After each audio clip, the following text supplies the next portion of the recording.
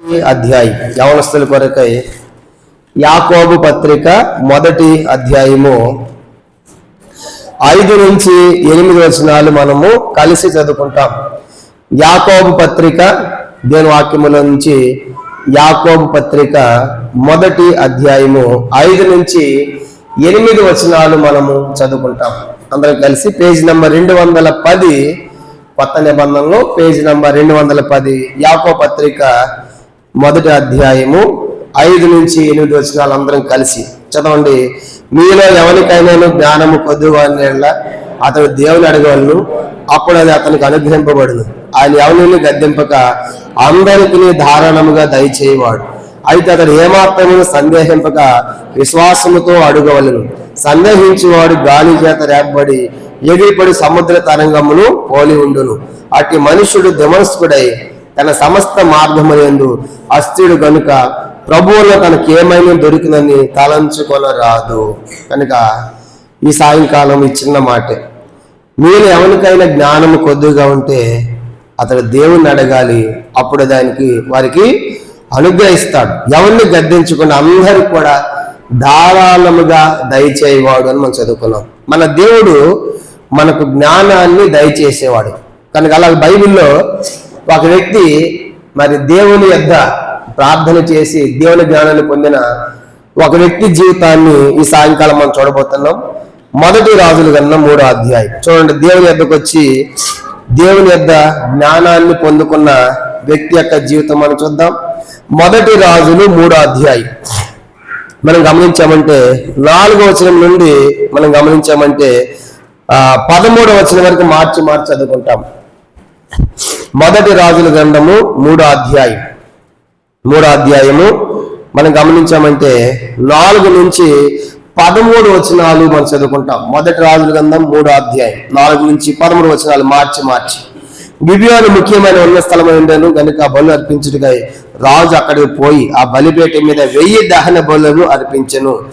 గిబియోనులో యెహోవా రాత్రి వేళ స్వప్నమందు సొలొమోను ప్రత్యక్షమై, నేను నీకు దేనిచ్చిన ఇష్టమో దాన్ని అడుగుమని దేవుడు అతనితో సెలవేయగా 6 సొలొమోను ఇలాగ మనవి చేసెను, నీ దాసుడును నా తండ్రినైన దావీదు నీ దృష్టికి అనుకూలముగాను సత్యముగాను నీతిని అనుసరించి యథార్థమైన మనసు గలవాడే ప్రవర్తించిన గనుక నీవు అతని ఎడల పరిపూర్ణ కటాక్షం మగుపరిచి ఈ దినమున ఉన్నట్లుగా అతని సింహాసనం మీద అతని కుమారుని కూర్చునబెట్టి అతని యందు మహాకృప చూపి ఉన్నావు. చదవండి. నా దేవ యెహోవా, నా తండ్రిని దావీదుకు బదులుగా నీ దాసునైన రాజుగా నియమించున్నావు. అయితే నేను బాలుడను, కార్యము జరపడం నాకు బుద్ధి చాలు. నీ దాసుని నేను నీవు కోరుకున్న జనుల మధ్య ఉన్నాను. వారు విస్తరించి ఉన్నందున వారిని లెక్క పెట్టుటయు వారి విశాల దేశంలో తనిఖీ చేయటయు అసాధ్యము. ఎంత గొప్పదాన్ని నీ జనమునకు న్యాయము తీర్చగలవాడేవాడు. కాబట్టి నేను మంచి చెడ్లు వేచి నీ జనులకు న్యాయము తీర్చినట్లు నీ దాసుని నాకు వివేకము గల హృదయమును దయచేయము. సొలొమోను చేసిన మనవి ప్రభువులకు అనుకూలమాయను గనుక దేవుడు అతనికి ఇలాగున సెలవిచ్చాను, దీర్ఘాయునైనను ఐశ్వర్యమైనను నీ శత్రుల ప్రాణమును నడుక న్యాయములను గ్రహించుటకు వివేకం అనుగ్రహించమని నీవు అడిగితివి. 12 నీవు ఇలా అడిగినందున నీ మనవి ఆలకించున్నాను, బుద్ధి యొక్క హృదయం నీకు ఇచ్చున్నాను. పూర్వీకులు నీ వంటి వాడు ఒకడు లేడు, ఇక మీదట నీ వంటి వాడు ఒకడును ఉండడు. 13వ వచనం అందరం కలిసి చదవండి. మరి నీ ఐశ్వర్యమును ఘనతను ఇమ్మని అడగపోయినను నేను వాటిని కూడా నీకు ఇచ్చున్నాను. అందువల్ల నేను దినములన్నిటను రాజుల్లో నీ వంటి వాడు ఒకడైనను ఉండడు. ప్రభు యొక్క వాక్య భాగం దీవించి మనందరితో కూడా మాట్లాడును గాక. మనం చదువుకున్నాము, ఎవరికైనా జ్ఞానము కొదువుగా ఉంటే అతడు దేవుణ్ణి అడగాలి అని మనం యాకోబు పత్రికలో చదువుకున్నాం. ఈ సందర్భాన్ని గమనించాలంటే దేవుని జ్ఞానాన్ని పొందుకున్న ఒక వ్యక్తి మరి సొలొమోనుగా మనం చదువుకున్నాం. సొలొమోను రాజు అయిన తర్వాత దేవుని సన్నిధికి వెళ్ళి ఆయన 4వ వచనంలో 1000 దహన బలులు అర్పించాడు. ఎన్ని దహన బలులు అంట? 1000 దహన బలులు, 1000 పశువులను వధించాడు. 4వ వచనం 1000 దహన బలులు అర్పించినప్పుడు దేవుడు ఆయన ప్రత్యక్షమైనప్పుడు నీకేం కావాలి అని అడిగినప్పుడు మనమైతే ఏం కోరుకుంటాం చెప్పండి? మనమైతే అయ్యా నేను చూడండి 11వ వచనం, మనమైతే ఎక్కువ కాలం నేను బతకాలి, తొందరగా సావకూడదు, దీర్ఘాయువు కావాలి. తర్వాత ఐశ్వర్యం కావాలి కనుక నాకు 4 కార్లు, బిల్డింగులు కనుక అవన్నీ కావాలి. ఇంకా ఫలానా నా శత్రువు వాడిని చంపేయాలని కోరుకుంటాం కనుక ఇవి అడుగుతాం కదా. ఎక్కువ కాలం బతకాలి, ఇంకా ఐశ్వర్యం ఉండాలి, నా శత్రువులు ఎవరు బతకూడదు కదా, ఇవి మనం అడిగేవాడు. కానీ సొలొమోను ఇవి అడగలేదు. ఎక్కువ కాలం బతకాలని అడగలేదు, తర్వాత ఐశ్వర్యం గంటలు కోరుకోలేదు ఆయన, తర్వాత శత్రువుల ప్రాణం కూడా అడగలేదు. అడగకుండా ఏమడిగాడంటే చూడండి, ఆయన అడిగిన మాట ఏంటంటే, నాకు వివేకం గల హృదయము దయచే. 9వ వచనం 9, ఇంత గొప్పగా నీ జనమునకు న్యాయం తీర్చగలవాడు ఎవడు? కాబట్టి నేను మంచి చెడ్డలు వివేచించి నీ జనులకు న్యాయము తీర్చినట్లు నీ దాసుడైన నాకు వివేకం హృదయమును దయచే. కాబట్టి నాకు మంచి వివేకం హృదయం దయచే. కాబట్టి నాకు ఈ డబ్బొద్దు, ఐశ్వర్యం కాదు, ఘనత కాదు కనుక అని ప్రార్థన చేసినప్పుడు దేవుడు ఏమన్నాడు 10వ వచనంలో, సొలొమోను చేసిన ఈ మనవి ప్రభువునకు అనుకూలమాయను. దేనికి ఇష్టమైపోయింది కనుక ఇష్టమైపోయినాడు కదా. అప్పుడు అంటాడు, సొలొమోను నువ్వు దీర్ఘాయుని అడగలేదు, ఐశ్వర్యం అడగలేదు, శత్రువుల పాలన అడగలేదు, కాబట్టి న్యాయమును గ్రహించే వివేకాన్ని అడిగావు, కాబట్టి వాటితో వాడు ఇవి కూడా నీకు ఇస్తూ ఉన్నాను అన్నాడు. అందుకే 12లో నువ్వు ఇలా అడిగినందున నీ మనవి ఆలకించున్నాను, బుద్ధియుక్తమైన హృదయం నీకు ఇస్తున్నాను, పూర్వీకులు నీవనేవాడు ఒకడును లేడు, ఇక మీదటి నీవంటి వాడు ఒకడును ఉండడు అని చెప్పాడు. కానీ ఇప్పుడు సొలొమోను రాజు అయ్యాడు. రాజు అయిన తర్వాత ఇప్పుడు సొలొమోను దేవుడు ఎంత జ్ఞానం ఇచ్చాడంటే మనం చూస్తాం. కనుక సొలొమోను సింహాసనం ఎక్కిన తర్వాత 2 స్త్రీలు వస్తారు. 2 స్త్రీలు వచ్చి 2 స్త్రీలు కంటారు, ప్రశ్నిస్తారు. వాళ్ళ తల్లి ఏం చేస్తుందంటే ఆ బిడ్డ మీద పడుతుంది, ఆ బిడ్డ వస్తుంది. కనుక రెండో తల్లి ఏం చేసిందంటే రాత్రి చూసినప్పుడు చనిపోయింది ఆ బిడ్డ, అయ్యో నా బిడ్డ చనిపోయింది అని చెప్పేసి పక్క పడుకున్నటువంటి ఆ బిడ్డను తీసుకొచ్చి ఏం చేసింది, చంపుకున్న తల్లి ఆ బతుకున్న బిడ్డను తీసుకుని ఈ బిడ్డను తీసుకుపోయి దాని దగ్గర వేసింది, ఆ తల్లి దగ్గర. ఆ తల్లి వేసిన తర్వాత చూసిన తర్వాత నిదానం చూస్తే ఈ బిడ్డ నా బిడ్డ కాదనమాట. అందుకు అర్థమైంది. ఆ పంచాయతీ ఎక్కడి దాకా వచ్చిందంటే ఆ పంచాయతీ ఏడాదికి వచ్చింది, ఇప్పుడు సొలొమోను దాకా వచ్చింది. ప్రపంచంలో చూస్తాం ఎట్లా చెప్తాడు ఇప్పుడు జడ్జిమెంట్, ఎలా తీర్పిస్తాడు ఇలా అని ఆలోచిస్తున్నప్పుడు కనుక ఇద్దరు మాట్లాడుతున్నారు, అయ్యో బతుకుందే నా బిడ్డ, అయ్యో బతుకుందే నా బిడ్డ, కనుక సచిన్ దాని బిడ్డ, సచిన్ దాని బిడ్డ, ఇద్దరు కూడా అరుస్తున్నారు, కేకలేస్తున్నారు. ఇప్పుడు సింహాసనం సొలొమోను లేచి అన్నాడు, ఎవరెక్కడ అన్నాడు. అనగానే ఒక సైనికుడు వచ్చాడు, కత్తి తీసుకోవడానికి పొన్నాడు. అనగానే కత్తి తెచ్చారు. ఆ బతుకున్న బిడ్డని నడిమికి 2 ముక్కలు చేసి చెరొక ముక్క ఇవ్వండి అన్నాడు.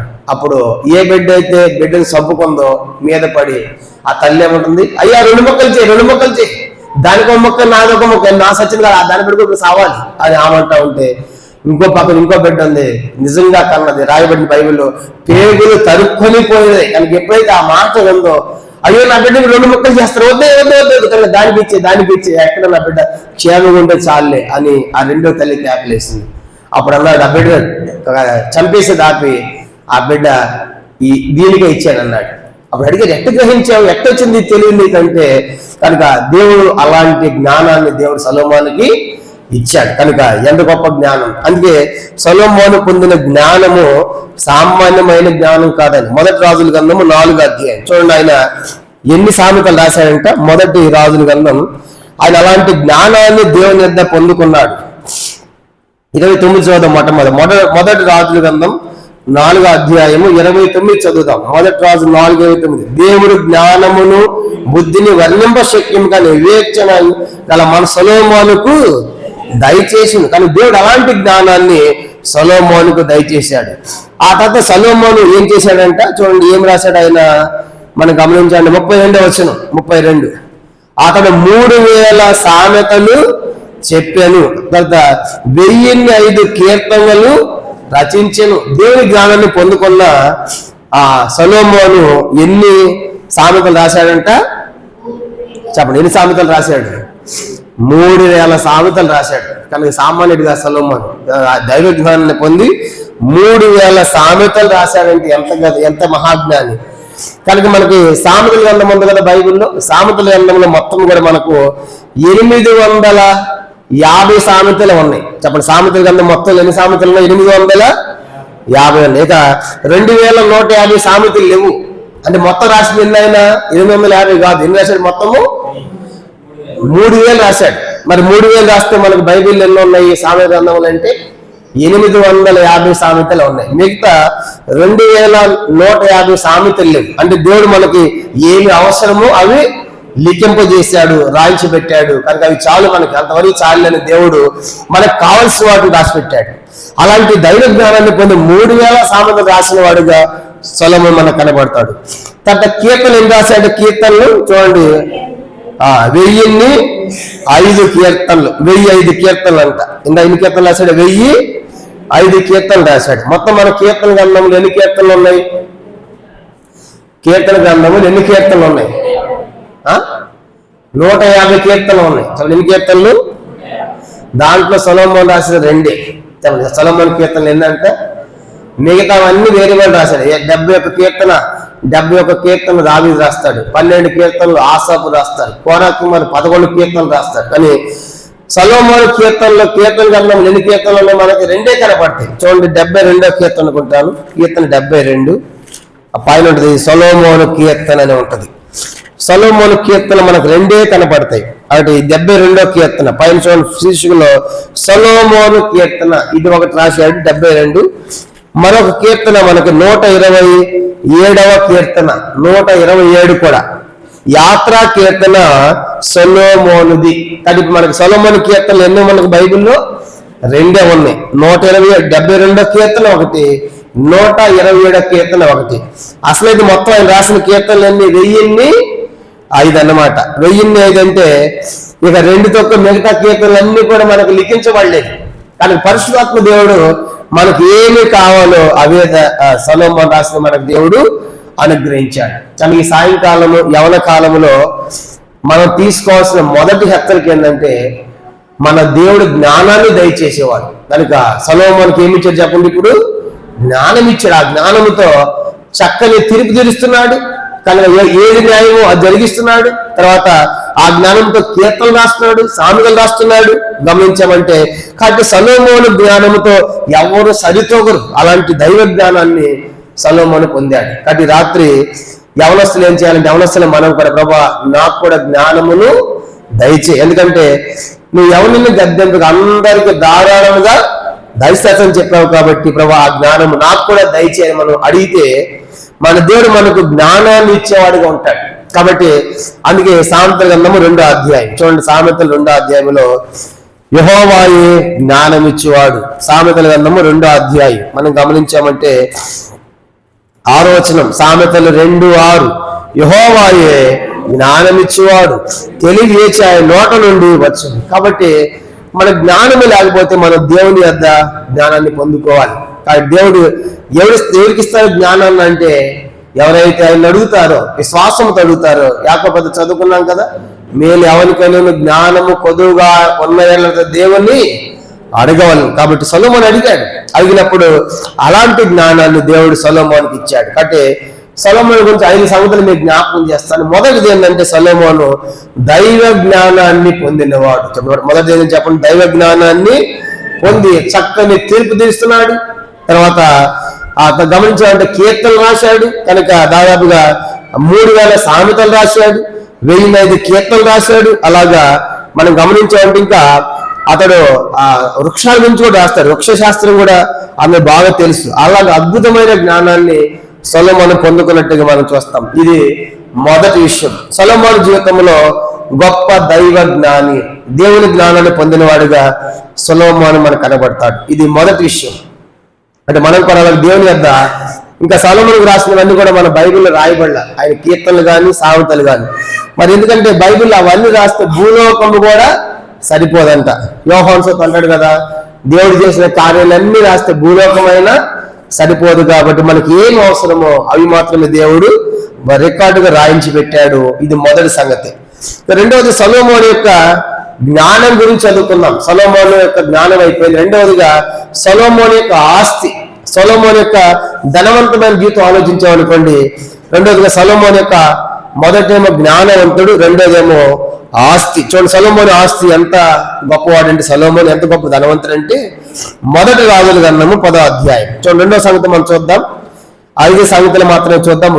రెండవది సొలొమోనుకు ఐశ్వర్యం లేదంటే ఆస్తి గురించి మనం చూసామనుకో, మొదటి రాజులు 10వ అధ్యాయం మొదటి రాజుల గ్రంథము 10వ అధ్యాయము అందరం కలిసి 21వ వచనాన్ని చదువుకుంటాం.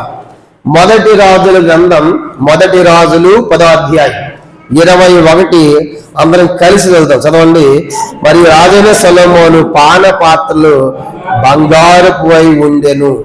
లెబాను అరణ్యమందు పాత్రలు బంగారపువే, వెండిది ఒకటి లేదు. సొలొమోను వెండి ఎన్నికకు రాదు.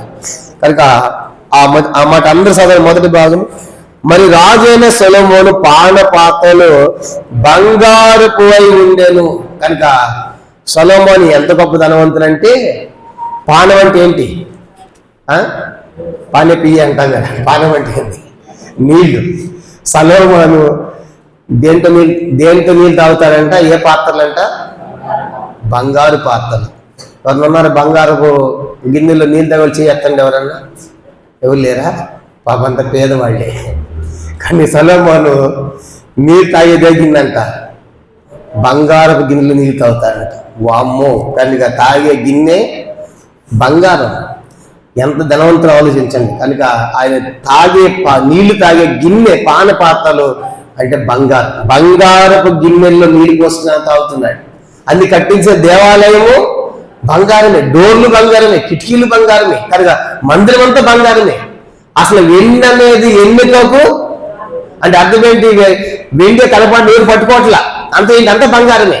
కాబట్టి మనం ఏం చేస్తాం? ఎన్ని మొక్క కనబడుతుంది వచ్చాను, వెండి పట్టియాలు కనబడుతుంది గోడ విధం చేస్తాం, అటు ఇటు చూసి జేబులో వెళ్ళిపోతాం వెండి అని. కానీ సొలొమోను దినాల్లో వెండి ఎవరు పట్టించుకోవట్లా, అంత బంగారమే. అది తాగి గిన్నె బంగారమా? తాగి గిన్నె బంగారమే. అట్లా ఆలోచించినప్పుడు సొలొమోనుకి ఎంత బంగారం వస్తుంది తెలిసి సంవత్సరానికి? ఇప్పుడు చెప్పండి, సొలొమోను తాగే గిన్నె డాష్ అని చెప్పండి, బంగారం. ఇప్పుడు నాకు తెలిసి ఇక్కడ పాపం బంగారపు గిన్నెలో నీళ్ళు తాగాడు ఎవరు లేరు. మరి వెండి గిన్నెతో తాగాల్సి చేస్తండి. రోజు మేము వెండి గిన్నెలు తింటాం అనేవాడు. వాడు కూడా లేడు. నేను ఒకసారి తిన్నా పాపం, వెండి గిన్నెలో భోజనం తిన్నా. ఒక ఇంట్లో మీటింగ్ పెట్టారు వాళ్ళు, ప్రత్యేకంగా ఆ వెండి గిన్నె సేవల కోసం పెట్టారంట. వెండి గిన్నె, వెండి గ్లాస్. నేను సన్నైపు చూసినప్పుడు నేను ఫస్ట్ ఎంత తింటాం, కానీ ఇదేంటంటే ఇది సేవకుల కోసమే పెట్టామన్నా. ఆ ఇంట్లో నాకు వెండి గిన్నెలో భోజనం పెట్టారు. మళ్ళీ భోజనం కూడా సామాన్యమైంది కాదు, అంత హైపోయి కనుక చాలా శ్రేష్టమైంది. కానీ ఒకసారి మాత్రం అవకాశం దొరికింది, వెండి గిన్నెలో తిన్నాము, వెండి గిన్నెలో తాగాము. మనం కూడా వెండి గిన్నె ఎప్పుడు పెడతాము? చిన్నపిల్లలకి అప్పుడు ఇస్తాం వెండి గిన్నె. ఆ తర్వాత నీ మొహం జాలి అంటాం పెద్దగా. అప్పుడు ఏదో మురిపోయి గాడి పెడతాం అన్నమాట కదా. వెండి గిన్నె పెడతాం, చిన్న రింగోడి పెడతాము. ఆ తర్వాత పెద్ద అడిగితే నీ ముఖానికి అంటాం. ఎందుకు? అయిపోయింది, ప్రేమలను అయిపోతుంది. కానీ సొలొమోను దినాల్లో వెండి ఎన్నికకు రాలేదు, అంటే అంత బంగారమే. తప్ప సొలొమోను ఎంత ఆస్తివంతుడు ఇప్పుడు చూపిస్తా చూడండి. సొలొమోనుకి వచ్చే బంగారం అంత తెలుసా? సంవత్సరానికి చదవండి. మొదటి రాజుల గ్రంథం 10వ అధ్యాయం 14వ వచనం. మొదటి రాజుల గ్రంథం 10వ అధ్యాయము 14వ వచనం. ఏటేటా సొలొమోనుకి వచ్చే బంగారము 1332 మణుగుల ఎత్తు. కనుక ప్రతి సంవత్సరం ఏటేటంటే ప్రతి సంవత్సరం కూడా సొలొమోనుకి ఎంత బంగారం వస్తుందంట?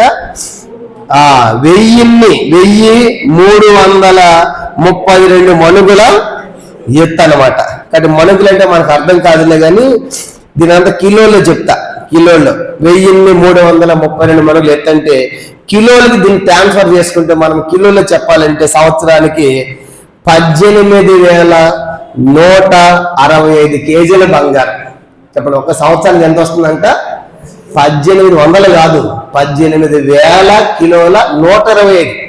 18,125 కిలోల బంగారము సంవత్సరానికి. ఒక సంవత్సరానికి, రెండో సంవత్సరానికి అంటే మళ్ళీ 18,125 కిలోలు. కాబట్టి ఇప్పుడు సొలొమోను చూడండి, అందుకే ఆయన తాగే గిన్నెలు ఎట్లా ఉన్నాయంట? బంగారు పాత్రలు. ఎంత బంగారం సొలొమోనుకి వచ్చేది?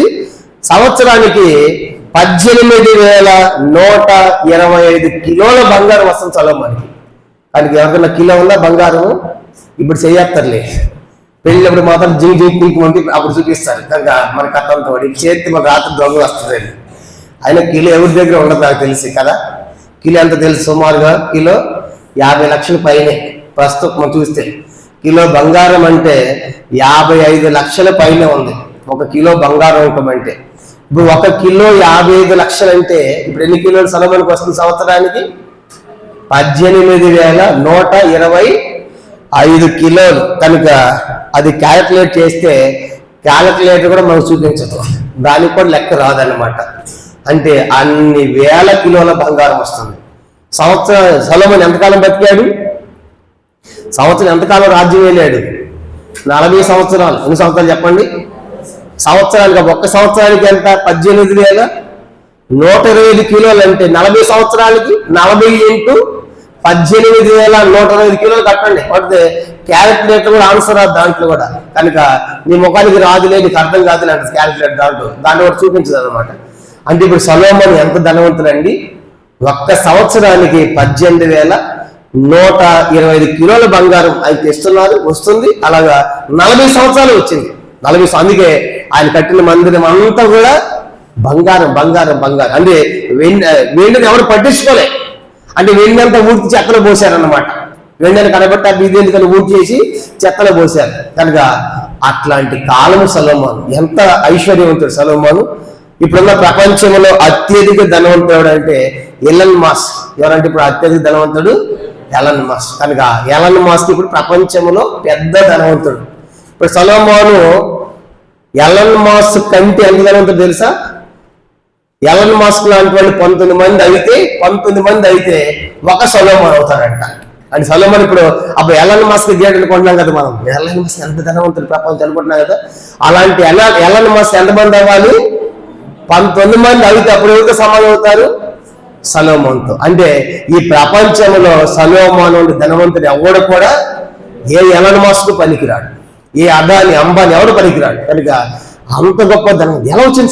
ఇదంతా సొలొమోనుకి దేవుడు ఇచ్చాడు. కానీ సొలొమోను, నువ్వు జ్ఞానమే అడిగావు కదా, కనుక నీ జ్ఞానంతో పాటు నేను ఏమిస్తున్నాను?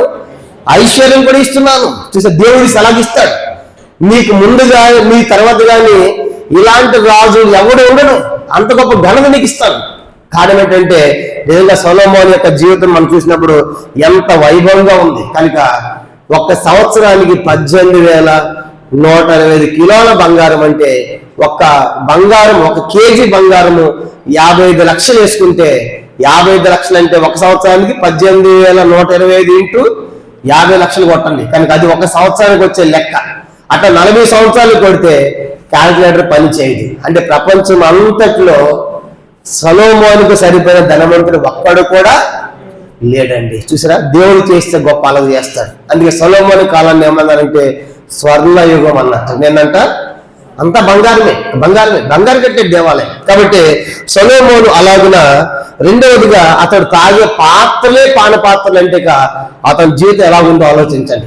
అంత గొప్పగా దేవుడు సొలొమోను ఆస్వాదించాడు, అలాగే దీవించాడు. కానీ మొదటిది సొలొమోను జ్ఞానంలో టాప్లోనే ఉన్నాడు. రెండవది ఐశ్వర్యము, ధనము, ఆస్తులు కూడా సొలొమోనుతో పాటు సరిపోయిన వాడు ఒక్కడు లేడనే విషయం మనం చూస్తాము. ఇది రెండవ ప్రాముఖ్యమైన సంగతి. కనుక సొలొమోనుకి అలాంటి జ్ఞానాన్ని, అలాంటి ఐశ్వర్యం ఇచ్చాడు.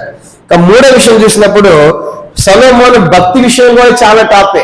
సొలొమోను ఎంత భక్తి పడంటే దేవుడు అంటే ఎంత ఇష్టమంటే సొలొమోనుకి మందిని ఎలా కట్టాడు తెలుసా? చూడండి, మొదటి రాజుల గ్రంథం 3వ సంగతి. మొదటి జ్ఞానం అయిపోయింది, రెండోది ఐశ్వర్యం, ఆస్తి మనం చూసాం. ఇప్పుడు మూడో సంగతి ఏంటంటే సొలొమోను భక్తి. ఎంత భక్తి అంటే సొలొమోనుకి మొదటి రాజుల గ్రంథము 6వ అధ్యాయం. మొదటి రాజుల గ్రంథము 6వ అధ్యాయం చూడండి, 6వ అధ్యాయము 7వ వచనం. మొదటి రాజులు 6వ అధ్యాయము 7వ వచనాన్ని చదువుకుంటాం. మొదటి రాజుల గ్రంథం 6వ అధ్యాయము 7వ వచనము అందరం కలిసి. మొదటి రాజులు 6:7 చదవండి. అయితే మందిరము కట్టు సమయమున అది ముందుగా సిద్ధపరిచి తెచ్చిన రాళ్లతో కట్టబడిను. మందిరము కట్టు స్థలమున సుత్తే, గొడ్డలి మొదలైన ఇనుప పనిముట్ల ధ్వని ఎంత మాత్రమును వినబడలేదు. మళ్ళీ అందరూ చదవండి. మొదటి రాజులు 6:7. అయితే మందిరము కట్టు సమయమున అది ముందుగా సిద్ధపరి తెచ్చిన రాళ్లతో కట్టబడును. మందిరము కట్టు స్థలమున సుత్తె గాని, గొడ్డలు గాని మొదలైన ఏ ఇనప పనిముట్ల ధ్వని ఎంత మాత్రమును వినబడలేదు. సొలొమోను మందిరాన్ని కట్టాడండి. మందిరాన్ని కట్టడానికి ఎంతమంది కూలీలు పనిచేశారు తెలిసి సొలొమోను మందిరం కడతాను. మందిరం ఎట్లా కట్టాలంట? మందిరం కట్టేటప్పుడు సుత్తి కానీ గొడ్డలు కానీ ఏ సౌండ్ కూడా మందిరం దగ్గర రాకూడదు మందిరంలో. అంటే సొలొమోనుకి ఎంత భక్తి అంటే ఎందుకు అట్లా శబ్దం లేకుండా కట్టమన్నాడంటే చూడండి, మన ఇంట్లో ఎవరన్నా పడుకున్నారనుకోండి, ఇంట్లో కొన్నిసార్లు ఏమో పడుకుంటే అలసి పడుకున్నప్పుడు ఎవరు వచ్చారనుకోండి, సిస్టమ్ చేసిన అటు ఇటు చూసి డోర్లు వేసేసి చిన్న డోర్లు పెట్టారనమాట.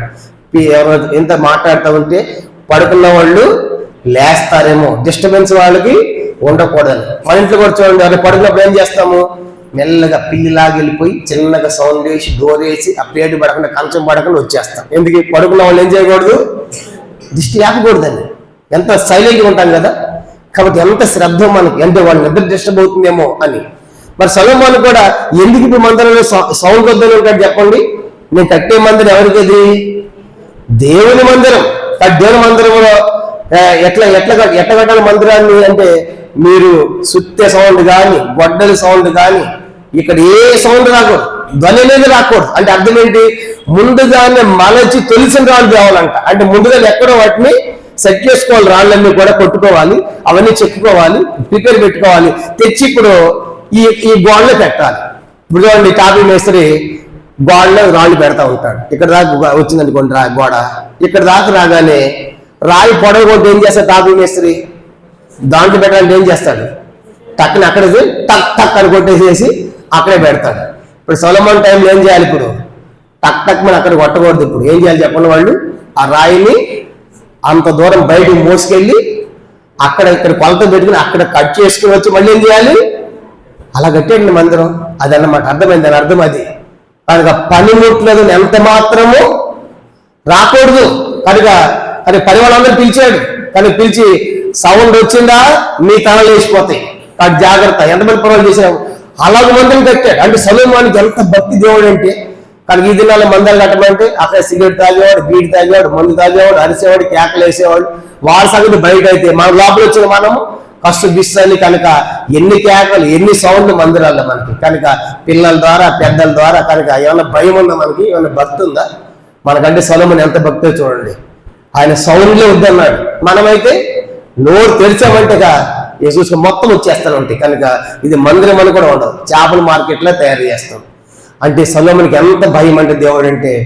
పని వాళ్ళు ఎంతమంది తెలుసా చూడండి, ఆ మాట ఎంతమంది పని వాళ్ళు పనిచేశారంటే, మొదటి దినవృత్తాంతములు 2వ అధ్యాయం, మొదటి దినవృత్తాంతములు ముగ్గు చేసుకుందాం త్వరగానే. 2వ అధ్యాయం, మొదటి దినవృత్తాంతములు 2వ అధ్యాయము. ఆయన పనిచేసే వాళ్ళు ఎంతమందో చూడండి, ఎంతమంది పని వాళ్ళు పెట్టాడు. 2వ దినవృత్తాంతాలు క్షమించండి, 2వ దినవృత్తాంతములు 2వ అధ్యాయం, 2వ దినవృత్తాంతములు 2వ అధ్యాయము అందరం కలిసి 17-18 వచనాలు.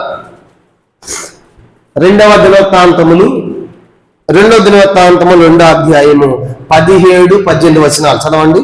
సొలొమోను తన తండ్రి అయిన దావీదు ఇశ్రాయేలు దేశమందున్న అన్ని జాతి వారు అందరిని ఎన్నిక వేయించి ప్రకారము వారు లెక్కింపుగా వారు 1,83,600 మంది. ఎంతంత 1,50,000 అంటే 1,53,600 అండి. మొత్తం ఎంతమంది అంటే పని వాళ్ళు ఎంతమంది, 1,53,600 మంది పనివాళ్ళు. ఏం కట్టడానికి, మందిరం కట్టడానికి. వాళ్ళు ఎవరేం పని చేసేవారు 18వ వచనం. వీరిలో మొత్తం సంఖ్యలో బరువులు మోయటకు 70,000 మందిని, అంటే 70,000 మంది ఏమో రాళ్ళు కొట్టాలి. తర్వాత పర్వతముల యందు రాళ్ళు కొట్టుటకు 80,000 మందిని, జనుల మీద అధిపతులు పని చేయించుటకు 3,600 మందిని అతడు ఏర్పరిచెను. కానీ ఇప్పుడు 2 గుంపులు చేసాడు వాళ్ళని. 1,53,600 మంది కూలీలు. చెప్పండి, యెరూషలేము కట్టినప్పుడు మందిరం ఎంతమంది కూలీలు? 1,53,600. దాంట్లో 70,000 మంది ఏం పని అంటే బరువులు మోయటానికి 70,000 మంది. అంటే మీరు రాళ్ళు కొట్టాలి. 70,000 మంది. 70,000 మంది ఏం పని చేయాలి? వాళ్ళు రాళ్ళు కొట్టాలి. మిగతా వాళ్ళు అరణ్యానికి వెళ్ళి లెబానోన్ యొక్క పర్వతం మీద మ్రానులు కొట్టాలి. మిగతా వాళ్ళు ఆ మ్రానులు కర్రలు కొట్టేవాళ్ళు, రాళ్ళు కొట్టేవాళ్ళు డివైడ్ చేశాడు అధిపతులు పెట్టి. ఇప్పుడు వీళ్ళంతా ఏం చేయాలంటే వీళ్ళందరూ పిలిచాడు, సొలొమోను పిలిచాడు. కనుక కూలీని పిలిచి, కూలీయారా జాగ్రత్త, మీరు కట్టే మందిరము యెహోవా దేవునికి, అక్కడ గొడ్డలి శబ్దము గాని సుత్తి శబ్దము గాని కనుక వినపడిందంటే మీ తల ఉండదు. అలా హెచ్చరికలు చేశాడు. కనుక నేను కట్టే దేవుని పరిశుద్ధ దేవునికి, కాబట్టి ఎలాంటి సౌండ్ రాకుండా మీరు కట్టాలి. అప్పుడు ఏం చేయాలండి? ముందు ఆ మందిరానికి వెలుపటిని ఆ కర్రలన్నీ అక్కడే కోసుకోవాలి. కానీ కొలతలు తీసుకోవటం, కనుక ఒకళ్ళు రాయి తెచ్చాడండి, కొన్ని రాయి పట్టట్లేదు ఇక్కడ, మన టాపీ మీద టక్ టక్ అనుకుంటాడు, పెట్టకూడదు. ఇప్పుడు ఏం చేయాలి? ఈ రాయిని అంత దూరం ఎత్తుకొని పోయి అక్కడ కట్ చేసుకుని మళ్ళీ ఏం చేయాలంట? మళ్ళీ పెట్టాలి. అట్లా కట్టారు. ఎన్ని సంవత్సరాలు కట్టారు మందిరం అంతా? 7 సంవత్సరాలు కట్టారు. ఎన్ని సంవత్సరాలు చెప్పండి? అంతగా ఎట్ట కట్టారు? ఎలాంటి ఆ మందిరం ఎలాంటి ధ్వని, గొడ్డలు కానీ శుద్ధి కానీ ధ్వని ఏమాత్రం కూడా లేదు. మనం ఇల్లు కట్టమని చెప్పండి, మనం రేకులు ఇల్లు కడుతున్నాం అనుకోండి, మనకి రేకులు ఇల్లే, రాళ్ళు వద్దులే, రేకులు తిని కడతాం, ఎన్ని సౌండ్లే కదా, టింగ్ టింగ్ జింగ్ జింగ్ అని చెప్పి కేకలు అరుపులు, కనుక సౌండ్లు, కనుక ఎప్పుడైపోతుందా ఇల్లు అనిపిస్తూ ఉంటుంది. పక్కన బోర్ వేస్తాడు, గుయ్యని సాయంకాలం బోర్కి తట్టుకోలేదు. ఇల్లు కడతా ఉంటే అంత న్యూసెన్స్ లాగా ఉంటుంది. కానీ సొలొమోను కట్టిన మందిరము, కనుక 7 సంవత్సరాలు కట్టిన మందిరము, ఆ మందిరము ఎలాంటి సౌండ్ కూడా ధ్వని కూడా రాకుండా కట్టాడండి. అందుకే ఈ కూలందరూ చెప్పాడు, కనుక ఎవరు కూడా అక్కడ సౌండ్ చేయకూడదు. అంటే వాళ్ళు ఎంత భయంతో కట్టి ఉంటారు మందిరము. అంటే దేవుడు అంటే ఇవన్నీ చూసినప్పుడు సొలొమోను దేవుడు అంటే ఎంతో భక్తి కదా, కనుక మందిరంలో సౌండ్ ఉండకూడదు, శబ్దం ఉండకూడదు, కేకలు ఉండకూడదు, అరుపులు ఉండకూడదు. కనుక అట్లా కట్టాడంట. కనుక ఇనుప పనిముట్ల ధ్వని కానీ గొడ్డల ధ్వని కానీ ఎంత మాత్రమును ఆ మందిరం వినపడలేదు. అది ముందుగా తొలిచిన రాళ్ళతో కట్టారు. ముందుగా తొలవటం అంటే ఎక్కడో కట్ చేసుకుని తేవాలన్నమాట. అంత దూరం పోయి తేవాలి. ఇప్పుడు ఫ్లైఓవర్లు కడుతున్నారు కదా, బ్రిడ్జిలు, ఫ్లైఓవర్లు, ఆ బిళ్ళని ఎక్కడ పోస్తారనమాట. ఎక్కడ పోస్తే ఏం చేస్తున్నారు? వీటికి అంటిస్తున్నారు. అట్లా ఫ్లైఓవర్లు అవుతున్నాయి కదా. ఇప్పుడు సొలొమోను కంటే మందిరం కూడా ఈ కొలతలు వేసుకున్న తర్వాత ఆ రాళ్ళు బయట చెక్కాలి, అక్కడ సౌండ్ రావాలి, అక్కడ చెక్కుని ఆ కర్రగాన్ని రాగాన్ని తెచ్చి అట్లాగే మందిరం కట్టించాడు. ఇది చూసినప్పుడు సొలొమోనుకి నిజంగా దేవుడు అంటే ఎంతో ఆశ కదా, ఎంత భక్తి కదా, చూసాను మనం ఆశ్చర్యపోతాం. కానీ సొలొమోనుకి ఎంత పిచ్చి ప్రేమ దేవుడు అంటే, ఆ సౌండ్ అయితే ఏమైంది? ఇది యెహోవా దేవుడు. మన ఇంట్లో పిల్లలు నిద్రపోతే, తల్లి నిద్రపోతే, పిల్లలు నిద్రపోతే ఎలా సౌండ్ చేయద్దు అంటాము. కొన్నిసార్లు అంటే కదా, మమ్మీ నిద్రపోతా ఉంది, పిల్లలకి అంటాడు కదా, ఎందుకు? వాళ్ళకి సౌండ్ రాకూడదని. ఇప్పుడు సొలొమోను ఉద్దేశం ఏంటి? ఇది దేవుని మందిరం, మీరు ఎంతో సైలెంట్గా కట్టాలి. కాబట్టి ఎంతో శబ్దం లేకుండా కట్టాలంటే నిజంగా సొలొమోను భక్తిగా చూసినప్పుడు సొలొమోను ఎంతో గొప్పవాడిగా మనకు కనబడతాడు. కానీ ఇప్పుడు ఎన్ని విషయాలు చూసాం మనం? ఇప్పుడు 3 విషయాలు. మొదట సొలొమోను జ్ఞానములో టాప్లోనే ఉన్నాడు, కనుక అలాంటి జ్ఞానం ఎవరికి లేదు. రెండో సొలొమోను ఐశ్వర్య, ఆస్తులే కూడా చూసాం కదా, ఒక్క సంవత్సరానికి 18,125 కేజీల బంగారం. అంటే అట్లా 40 సంవత్సరాలు వచ్చింది. కనుక చూసామంటే అంత వైభవేతంగా మందిరం కట్టాడు. కనుక సొలొమోను అంత లగ్జరీ అనిపించాడు, దేవుడు అలాగే ఇచ్చాడు అతనికి ఆస్తి. మూడోది మనం చూసినప్పుడు సొలొమోను భక్తి విషయంలో కానీ ఎంత ఉంది కాబట్టి గర్వించడం తను తగ్గించుకుని ఆ యెహోవా దేవునికి చిన్న సౌండ్ కూడా, పిన్ ఆఫ్ సైలెంట్, అంటే చిన్న సౌండ్ కూడా లేకుండా మందిరాన్ని కట్టించాడు. అది 3వ సంగతి. 4వ సంగతి మనం చూసాం కదా, అది భక్తి అన్నమాట. కనుక ఆయన ఒకటి ఆస్తి, రెండవది ఐశ్వర్యము, 3వది భక్తి అని చూసాం. 4వ సంగతి మనం చూసినప్పుడు చూడండి, 4వ సంగతి మనం చూసినప్పుడు ఏమర్థం అవుతుందంటే, చూడండి అక్కడ ఒక మాట చదువుతాము. సొలొమోను కొంచెం మనం చూసినప్పుడు చాలా సౌందర్యవంతుడు, అందగాడు. చెప్పండి సొలొమోను ఎట్లాంటి వాడు? చెప్పండి, సొలొమోను ఎట్లాంటి వాడు? అందమైన వాడు. చెప్పండి ఎట్లాంటి వాడు? అందమైన వాడు, ఎర్రగా బుర్రగా కనుక అందంగా ఉండేవాడు. సొలొమోను చేసుకున్న భార్య ఎట్లా ఉందో తెలుసా? ఎవరిని చేసుకుంటాడు? ఎర్రగా తెల్లగా ఉన్నవాడు ఎవరిని చేసుకుంటాడు? చెప్పండి. ఎటగా సొలొమోను భార్య. మొదటి రాజుల గ్రంథం ముగించేద్దాం త్వరగానే, 3వ అధ్యాయం. చూడు సొలొమోను భార్య ఎవరు? మొదటి రాజుల గ్రంథం 3వ అధ్యాయం. మొదటి రాజులు 3వ అధ్యాయము మొదటి వచనం చదువుకుంటాం. మొదటి రాజులు 3వ అధ్యాయము మొదటి వచనం అందరం కలిసి. తర్వాత సొలొమోను ఐగుప్తు రాజున ఫరో కుమార్తెను పెళ్లి చేసుకుని అతనికి అల్లుడాయి. ఐగుప్తు దేశం యొక్క ఫరో కుమార్తెను పెళ్లి చేసుకున్నాడు. ఐగుప్తు అంటే ఆఫ్రికన్ దేశం, దానికి ఆఫ్రికన్ కంట్రీ. అంటే నీగ్రోలు అంటారు, అంటే నల్లగా ఉంటారు అన్నమాట. వాళ్ళు చెప్పండి ఎట్లా ఉంటారు? వాళ్ళు నల్లగా నిగనిగలాడుతూ ఉంటారు. అప్పుడప్పుడు మనకు కనపడుతుంది చూడండి, జుట్టు కూడా నల్లగా ఉంటుంది, రింగులుగా ఉంటుంది. వాళ్ళంతా ఏ కంట్రీ? సూడాన్, సోమాలియా, ఆఫ్రికా, ఆ కంట్రీస్ వాళ్ళు అంటారు వాళ్ళంతా కూడా. అంటే సొలొమోన్ చేసుకున్న అమ్మాయి ఎట్ట ఉందంట? నల్లగా ఉంది. సొలొమోన్ ఎట్ట ఉన్నాడు? తెల్లగా ఉన్నాడు. మనం ఆలోచించి ఇప్పుడు పెళ్లి సంబంధాలు చూడమంటా ఉంటే వీడు మాత్రం కర్రీగా ఉంటాడు, నల్లగా ఉంటాడు, పైన గుండె మీద బొచ్చు ఉండదు, కనుక గుండు తలకి వేసుకుంటాడు, పొట్టేంటి ఉండదు. అలా నాకు ఎర్రటి అమ్మాయిని చూడన్నా, చూసావా? అమ్మాయిలు కూడా అంతే, నల్లగా ఉండి జుట్టు ఉండదు, ముక్కు ఉండదు. అన్న మాకు తెల్లగా ఉన్న అబ్బాయిని చూడన్నా, కనుక ఎక్కడ చూస్తాం? వాళ్ళు కూడా కోరుకుంటారు కదా మరి.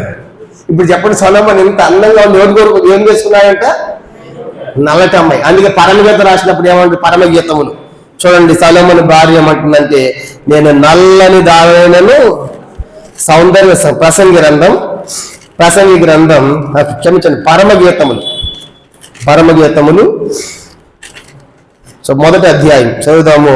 5-6 వచనాలు ఎవరైనా ఒకరు చదవండి. పరమగీతములు మొదటి అధ్యాయం 5-6 వచనాలు గట్టి చదవండి. నేను నల్లని దానైనను సౌందర్యవంతురాలను. చాలండి. కనుక ఇప్పుడు సొలొమోను భార్య ఎట్లా ఉందంట? నల్లగా ఉన్నా. అంటే పాప సొలొమోను ఎంత మంచివాడంటే కలర్ కూడా చూడలేదండి పెళ్ళప్పుడు. చెప్పండి, సొలొమోను ఏం చూడలేదు? కలర్ కూడా చూడలే. కనుక మనకైతే ఇప్పుడు ఏం చూడాలి చెప్ప? పెళ్లి సంబంధం మొత్తం ప్రొఫైల్లో ముగిస్తాను అన్ని కూడా. కనుక A to Z దాకా మొత్తం ఉంటాయి అన్నమాట. అవన్నీ చూడాలి అన్న. మొట్టమొదటి మా క్యాస్ట్లన్నీ చూడన్నా. క్యాస్ట్ ఓకే అయిందమ్మా. సేమ్ క్యాస్ట్ అంటే కలర్ కూడా మ్యాచ్ అయ్యాయి. క్యాష్ ఆ 3 మ్యాచ్ అయ్యాయి. ట్రిపుల్స్ అనమాట.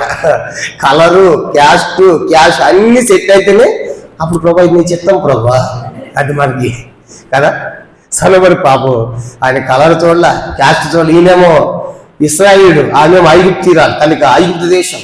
ఈయన తెల్లగా ఉన్నాడు, ఆమె నల్లగా ఉంది, కనుక చేసుకున్నాడు. అంటే సొలొమోను భక్తి జీవితం చూసినప్పుడు మనకి దేవుని మన ఎంతగా ప్రేమించే అర్థమవుతుంది. ఇలా చూసినప్పుడు సొలొమోను ఎంత గొప్పవాడో కనబడతాడు. అలాగే మందిని కట్టాడు. కానీ ఇప్పుడు మొదటిది సొలొమోను యొక్క జ్ఞానం చూసాము, రెండోది సొలొమోను యొక్క ఆస్తి ఐశ్వర్యం చూసాము, మూడు సొలొమోను యొక్క భక్తి జీవితం, మందిరాన్ని కూడా ఎట్ట కట్టాడో మనం చూసాము, తన జీవితం కూడా ఎలాగో జీవించడం మనం చూసాము. ఆఖరికి చివరి ఇంకొకటి చెప్పి నేను ముగిస్తాను.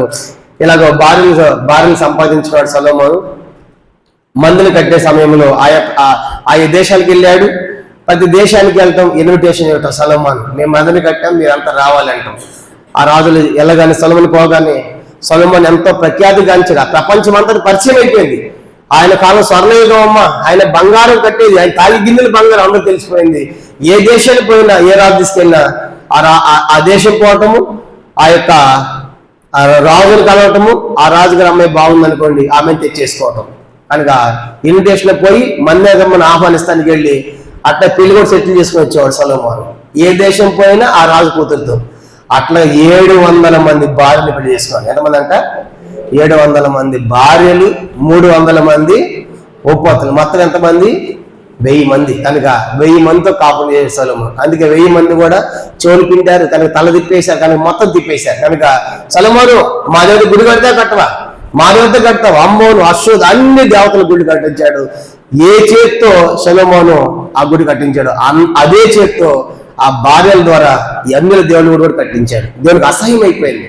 కానీ సొలొమోను ఎంత మంచివాడంటే సువార్తను ప్రకటించాడు. చూడండి ఆయన ఏం ప్రకటించాడు సువార్త దేవుని గురించి. 2వ రాజులు 5వ అధ్యాయం, 2వ దినవృత్తాంతములు 2వ అధ్యాయం. ఎంత చక్కగా దేవుని గురించి సువార్త ప్రకటించాడు చూడండి తన దేవుని గురించి. 2వ దినవృత్తాంతములు 2వ అధ్యాయం 5వ వచనం. 2వ దినవృత్తాంతములు మందిరం కట్టిన తర్వాత అందరు పిలుస్తూ అందరు రాజులు చెప్తున్న మాట ఏంది? 2వ దినవృత్తాంతములు 2వ అధ్యాయం 5వ వచనం. నేను కట్టించే మందిరము గొప్పదిగా ఉండును, మా దేవుడు సకలమైన దేవతల కంటే మహనీయుడు. చాలు, ఎంత చక్కని మాట చెప్పాడు ఈ మిగతా రాజులకి. రాజులారా వినండి, నేను కట్టే మందిరం గొప్పదిగా ఉండాలి, ఎందుకంటే మేము సేవించే మా దేవుడు సకలమైన దేవతల కంటే మహనీయుడు. ఇది సువార్త. అంటే ఇతర వాళ్ళు కూడా చెప్పాడు, మీ అందరి దేవతలు వాటిపైన మా దేవుడు గొప్పవాడు. కానీ ఎంత చక్కగా సువార్త చెప్పాడు. సువార్త కూడా ప్రకటించేవాడు సొలొమోను. దేవునికి తెలుసు, సొలొమోను బాగా తెలుసు. అందుకే అంత వైభవం కట్టి ఆ దేవుని ఎంత బాగా చెప్పాడంటే, మా దేవుడు సకలమైన దేవతలు కట్టి మహనీయుడు. ఒక మాట చెప్పాలంటే, ఆకాశం ఆయన ఆకాశం మహాకాశములు ఆయన్ను పట్టజాలు. కాబట్టి ఆకాశం ఆయన సింహాసనం, భూమి ఆయన పాదకుడు, అంత గొప్ప దేవుడు అని చెప్పేసి అలాంటి వారు సువార్త ప్రకటించాడు.